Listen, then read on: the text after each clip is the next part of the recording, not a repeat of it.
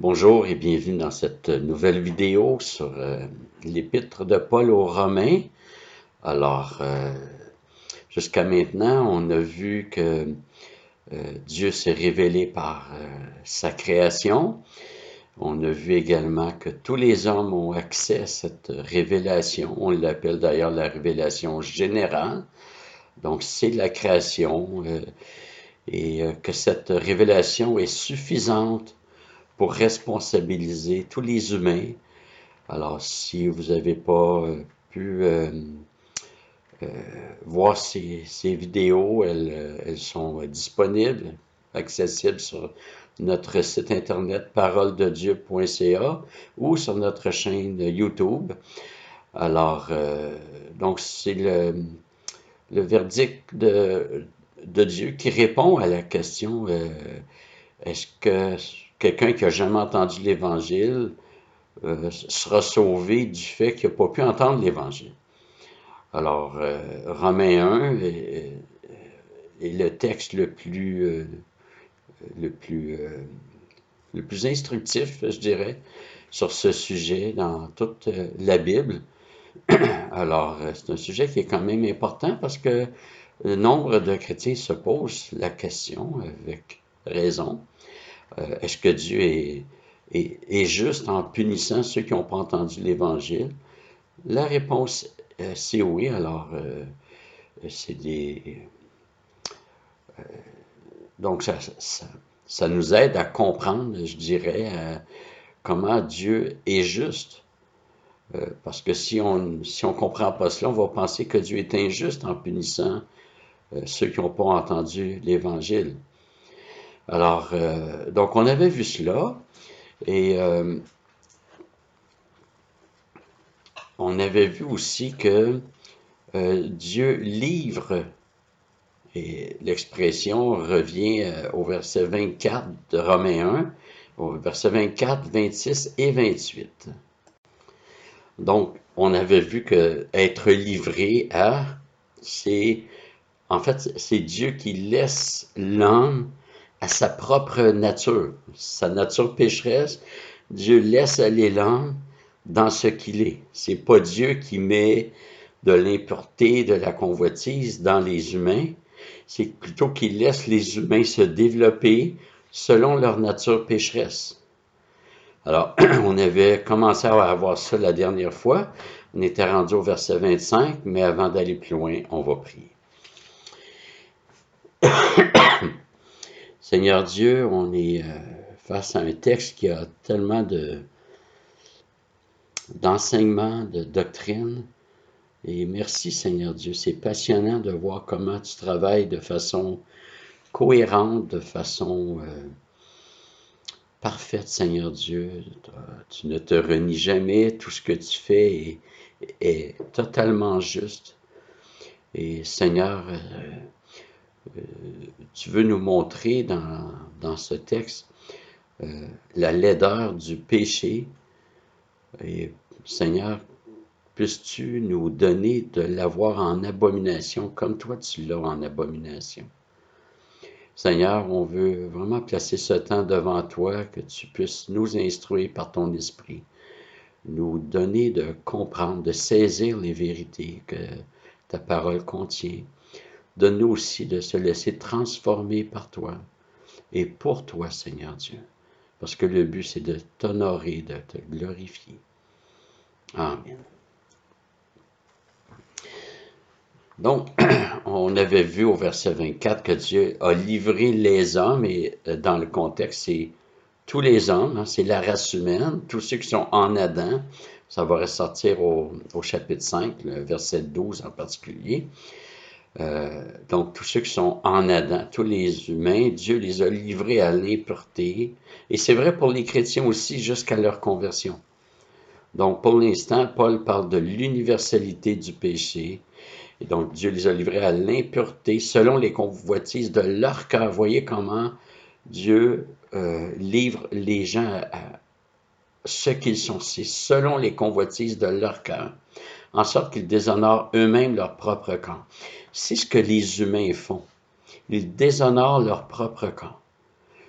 Oui, on parle souvent de sexualité, puis la suite va nous en parler, mais dès qu'on utilise notre corps pour des raisons autres que ce pourquoi nous l'avons reçu, ben, on déshonore même notre propre corps. Celui qui part travailler, imaginez, deux hommes travaillent au même endroit, font le même travail. Un est chrétien, l'autre n'est pas chrétien. Le chrétien travaille pour Dieu. Il est dans le Seigneur.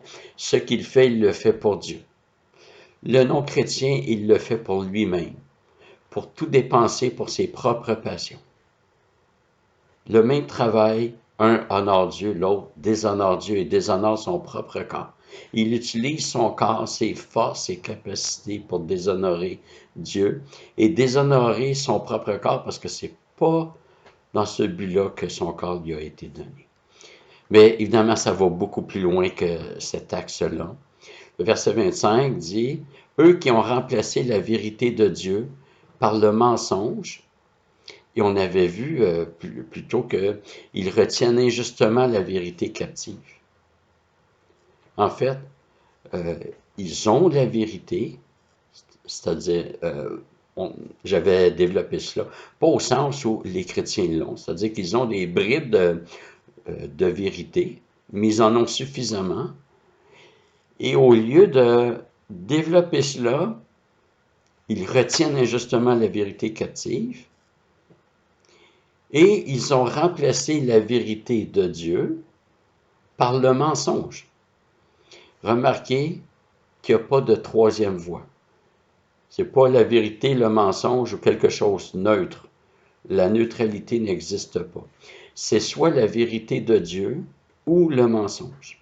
On ne peut pas remplacer la vérité de Dieu autrement que par le mensonge. Aussi, le mensonge a toujours besoin de la vérité. C'est-à-dire que le mensonge est toujours une vérité déformée. Le mensonge utilise la vérité pour la tordre. Et c'est toujours ça qui arrive, même dans les hérésies. Par exemple, les témoins de Jéhovah qui renient que Jésus est Dieu, ils ont besoin d'une bribe de vérité pour dire ça. Ils ont besoin de dire qu'il y a un homme qui est venu qui s'appelait Jésus. Et c'est un homme qui est venu, en fait, il y a un homme qui est apparu, il s'appelait Jésus. Et donc, ils ont besoin de cette vérité-là pour ensuite tordre la substance. Et c'est toujours comme ça. Le mensonge a besoin de la vérité pour la tordre par la suite. Et ils ont adoré et servi la créature au lieu du Créateur. Encore une fois, il n'y a pas de troisième possibilité. C'est un ou l'autre. Tous les humains sont des adorateurs. Tous les humains se prosternent devant une créature. Ça peut même être eux-mêmes. Il y a des personnes qui se valorisent tellement, elles sont en admiration face à elles-mêmes. Alors que le chrétien adore Dieu, les non-chrétiens adorent autre chose, des biens terrestres, eux-mêmes, quelqu'un d'autre. Ça peut être même un groupe de personnes, un système politique, un parti, une idéologie, peu importe. Et ils sont au service de cette entité qui est une créature, au lieu du Créateur qui est béni éternellement. Et en réponse à cela, c'est la deuxième occurrence où on voit que Dieu les a livrés. Dieu les a livrés à des passions déshonorantes, car leurs femmes ont remplacé les relations naturelles par des actes contre nature. Et verset 27. Et de même les hommes, abandonnant les relations naturelles avec la femme, se sont enflammés dans leurs désirs les uns pour les autres. Ils commettent l'infamie, homme avec homme, et reçoivent en eux-mêmes le salaire que mérite leur égarement. Et là, on arrive à un sujet qui est très, je dirais pas délicat, mais sensible dans notre société. C'est-à-dire que, donc on parle d'homosexualité, et le verset 26 qualifie cela de passion déshonorante. Il parle que les femmes ont remplacé les relations naturelles par des actes contre nature. Il ne décrit pas plus que ça. Et de même, les hommes abandonnant les relations naturelles avec la femme, on parle de relations sexuelles ici, se sont enflammés dans leur désir les uns pour les autres. Alors, ici, j'aimerais apporter un point particulier. Il y a plusieurs années, il y avait eu une émission, je pense, Télé-Québec ou Radio-Québec, je me rappelle pas comment ça s'appelait à l'époque, parce que la station a porté les deux noms. Et il y avait eu une table de discussion, puis il y avait des représentants de différentes religions, donc un imam pour les musulmans, il y avait un prêtre qui représentait l'ensemble du christianisme, puis il y avait d'autres groupes. Et l'animateur dit à un moment donné, mais, reproche au prêtre, il dit, oui, mais dans la Bible, on dénonce l'homosexualité. Et le prêtre avait dit, mais non, jamais. C'est la pédophilie qui est dénoncée. Il dit, les textes originaux sont très, très clairs. Alors moi, j'entends ça, je suis choqué d'entendre cela. Et le prêtre se trouvait aussi à être un député fédéral, sur la scène fédérale. Alors, j'ai son adresse courriel, je lui écris, et finalement, on a une conversation. Il me dit que c'est de la pédophilie qui est dénoncée, non pas l'homosexualité. Et on entend ça assez souvent comme argument. Mais c'est pas ce que le texte dit. Les hommes abandonnant les relations naturelles avec la femme se sont enflammés dans leur désir, les uns pour les autres, les hommes avec les hommes. Commettant l'infamie, homme avec homme, pas homme avec enfant ou jeune garçon. Homme avec homme. Donc, on ne parle pas de pédophilie, on parle d'hommes et on parle d'hommes consentants. Il y a une réciprocité. Homme avec homme. Les uns pour les autres. Il y a une réciprocité. Donc, la Bible est claire. Il y a d'autres textes ailleurs aussi, en particulier dans le Lévitique, où l'homosexualité est clairement dénoncée. On sait ce qui s'est passé à Sodome et Gomorrhe. Puis j'aimerais peut-être développer ce point un peu. Le christianisme n'est pas contre les homosexuels. Il est contre l'homosexualité. Les homosexuels qui sont repentants et qui se tournent vers Jésus-Christ sont accueillis et à bras ouverts.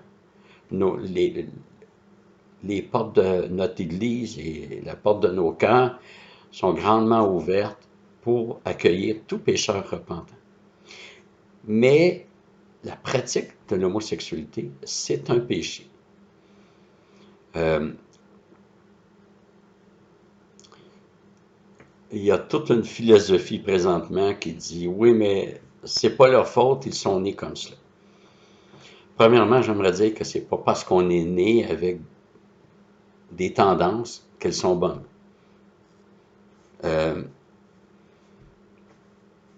Si quelqu'un est né avec un mauvais caractère, c'est pas une raison pour le laisser s'épanouir.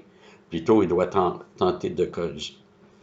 Mais aussi, il y a un discours très incohérent là-dedans.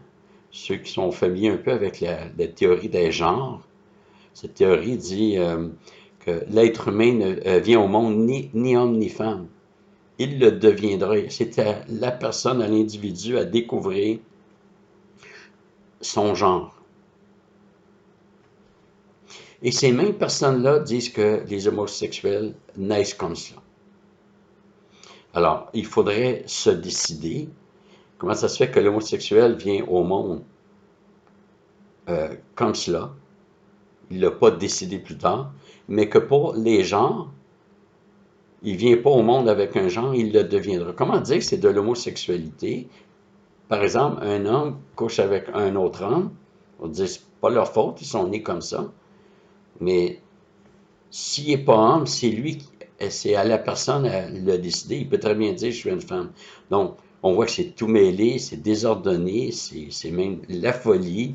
Ce ne sont que des théories qui sont en rien prouvées et qui ne cherchent qu'à justifier des pratiques dénoncées par Dieu.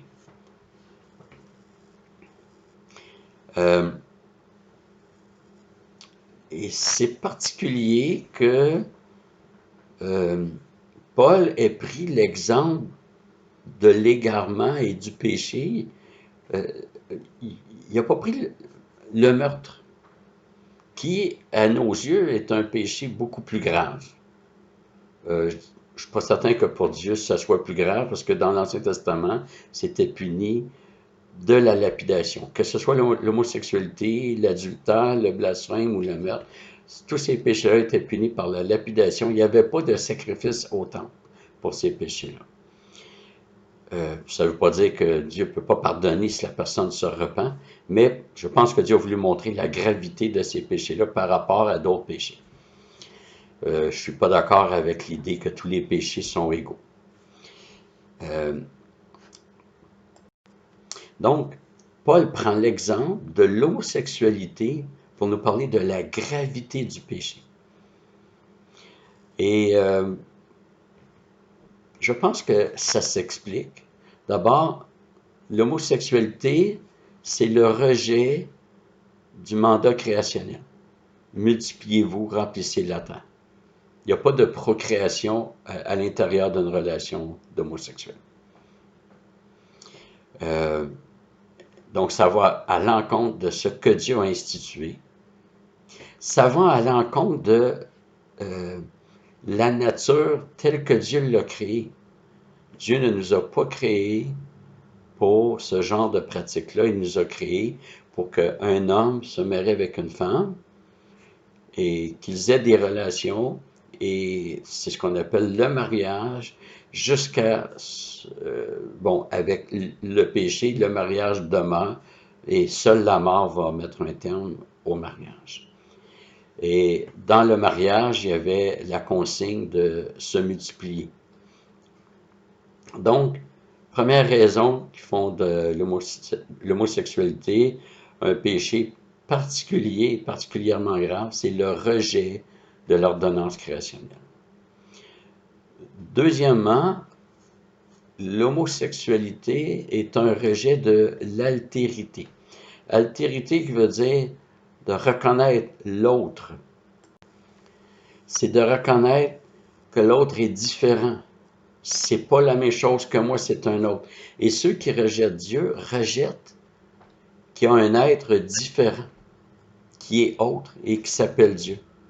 Et ce refus de reconnaître l'altérité se transpose au niveau humain en refusant de reconnaître l'autre, c'est-à-dire la personne du sexe opposé. Alors, une femme homosexuelle ou lesbienne ne veut pas de l'autre sexe. Et la même chose, l'homosexuel ne veut pas de l'autre sexe. Donc, c'est ces deux raisons qui mettent l'homosexualité dans une catégorie tristement particulière.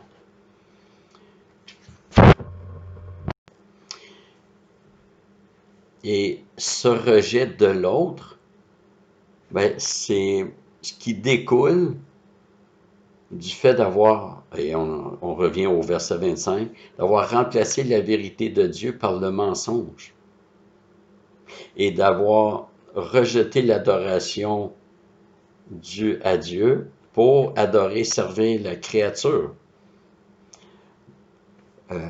La Bible affirme clairement que l'homosexualité, et c'est c'est vrai pour les autres péchés, mais présentement, on est dans un texte où Paul s'arrête particulièrement sur ce péché. Ben, ça fait partie de remplacer la vérité par le mensonge.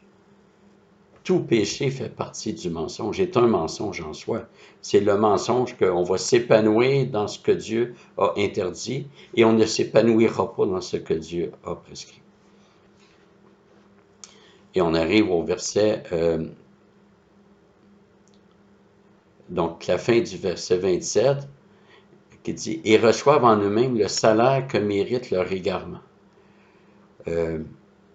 Ils reçoivent en eux-mêmes. Et il y a des conséquences, et de graves conséquences pour ces personnes-là. Ceux qui choisissent la voie du péché, et parmi les, donc surtout les pires péchés, on peut parler d'avortement aussi, ben, il y a un salaire, un triste salaire qui vient avec l'égarement. Et souvent, c'est de profonds troubles émotionnels, de l'anxiété, une perturbation profonde. Il y a, le péché comporte sa propre punition. Une personne pourrait avoir tué sans être prise par la police. On pourrait dire qu'il n'y a aucune conséquence, mais la personne va être troublée. Elle va se savoir traquer, elle va l'avoir sur la conscience. À moins que la personne engourdisse cette conscience par des artifices. Ça arrive, mais les artifices vont juste démontrer que la personne en elle-même, elle est troublée. J'ai mentionné l'avortement, c'est pas notre propos, mais puisque je l'ai mentionné, je veux quand même dire que j'ai une grande compassion pour les filles et les femmes qui ont été violées. Pour moi, la solution n'est pas l'avortement. L'Église doit tendre la main pour aider ces personnes-là. Je me rappelle, il y a plusieurs années, on entend dire qu'il y a deux femmes qui ne se connaissaient pas. Les deux étaient tombées enceintes puis voulaient avorter. Et mon épouse et moi, on a proposé à ces femmes-là de prendre l'enfant et de donner 1 an à chacune pour changer d'idée. Après 1 an, on aurait dit non, c'est terminé, on garde l'enfant. Mais on avait proposé ça. Finalement, les deux femmes ont accouché et ont gardé leur enfant et on s'en réjouit. Il faut avoir toute la compassion pour ceux qui, pour celles plutôt qui sont tombées enceintes malgré elles. Par contre, les personnes qui par négligence volontaire disent je peux avoir des relations at large, si je tombe enceinte, ben, je me ferai avorter. Ben, ces personnes-là, ce sont des personnes qui veulent un plaisir sans les conséquences de leur plaisir et font porter leurs conséquences sur leur embryon. Je reviens aux homosexuels. Il y a des homosexuels qui combattent. Et pour eux aussi, j'ai une grande compassion et je crois que l'Église doit les aider. Et j'aimerais dire qu'il y a juste l'Évangile qui peut aider dans cette cause-là. Je ne crois pas aux thérapies de conversion de pratiques sexuelles. Je ne crois pas que des thérapies soient utiles dans ces choses-là. Laissons Dieu sanctifier ses enfants par les moyens que tout le monde, que tous les chrétiens utilisent, sans dire, eux particulièrement, ils ont besoin d'une thérapie particulière. Et je connais une personne qui combat ce péché, sans avoir de thérapie, la personne combat. Et même, j'en connais quelques-uns. Alors, je ne suis pas très chaud à ce qu'on appelle les thérapies de conversion sur les pratiques sexuelles. Donc, il y a un salaire qui vient avec l'égarement, verset 27. J'ajouterai que je crois qu'un chrétien ne devrait jamais aller dans un mariage homosexuel. Participer à un tel mariage, c'est de célébrer ce que Dieu a en abomination. Je connais quelqu'un qui est allé dans un mariage d'homosexuel. et la personne dit qu'elle est chrétienne. C'est pas moi à juger de sa foi, mais pour ma part, j'ai beaucoup de difficultés avec cela. Je trouve que le chrétien doit être une lumière et doit être un instrument de vérité et donc jamais célébrer et de participer aux célébrations et à tout ce qui entoure un mariage homosexuel, qui en fait n'est pas un mariage. C'est un mariage uniquement pour ceux qui s'en convainquent, mais pour Dieu, ce n'est pas un mariage. Dieu dit que dans le mariage, c'est lui qui unit, que l'homme ne sépare pas ce que Dieu a uni. Dieu n'unit pas deux personnes de même sexe. Ce n'est pas son institution. Alors, au verset 28, qui dit « Comme ils n'ont pas jugé bon d'avoir la connaissance de Dieu, Dieu les a livrés à une mentalité réprouvée pour commettre des choses indignes. » Ce qui est traduit par juger, juger bon signifie discerner, apprécier. Ça implique un choix en connaissance de cause. Parfois, chez les chrétiens, on pense que les non-chrétiens n'ont aucune notion. Mais c'est pas tout à fait vrai. Ils ont ce que Dieu fournit dans la révélation générale. Ils ont la notion du bien et du mal. Ils ont cette conscience. On va le voir dans Romains 2, les versets 14 et 15. La fin du chapitre 1, le verset 32, qu'on va voir une autre fois, nous parle aussi que de la connaissance que les non-chrétiens ont. Alors, ils ont des notions et ils en ont suffisamment pour être condamnés. Ils ne seront pas innocentés par ignorance. Ils seront condamnés à cause de la connaissance qu'ils ont. Une connaissance qui est pas assez pour être sauvée. C'est le verset 28. Comme ils n'ont pas jugé bon d'avoir la connaissance de Dieu. C'est-à-dire qu'ils ont connu Dieu, on a vu ça plus haut, hein, puisqu'ayant connu Dieu, ils ne l'ont point glorifié. Donc, ils ont rejeté la connaissance qu'ils ont, mais ils l'ont. Donc, et Dieu les a livrés, troisième occurrence du verbe livrer, à une mentalité réprouvée pour commettre des choses indignes. Donc, encore une fois, on voit que Dieu les livre à ce qu'ils ont, ce qu'ils sont. Et c'est le fait que Dieu les livre, que ces personnes-là commettent des choses indignes. On est dans une société, et là je ne parle pas juste du Québec, mais tout l'Occident, et d'autres pays aussi, là, mais l'Occident c'est très fort, est marqué par ce mouvement plutôt monolithique d'une grande percée du mouvement LGBTQ, également d'une... enfin, il y a une déflagration des mœurs, des valeurs, il y a un rejet de tout l'héritage judéo-chrétien.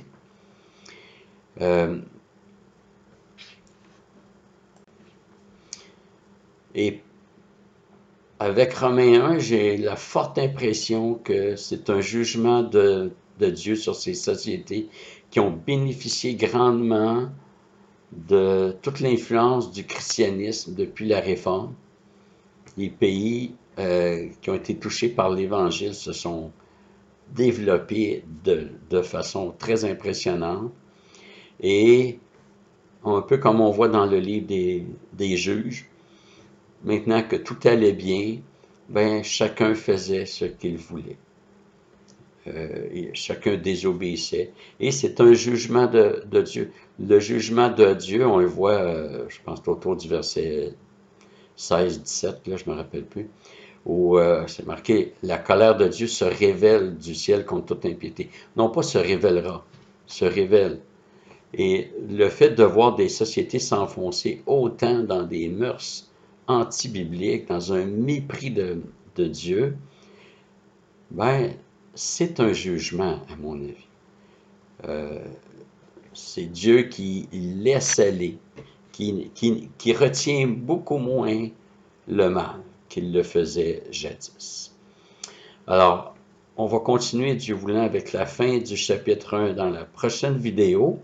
Alors, on va prier avant de se saluer. Seigneur, merci pour ta parole qui nous présente des vérités sensibles pour notre société, mais Seigneur, on doit les recevoir.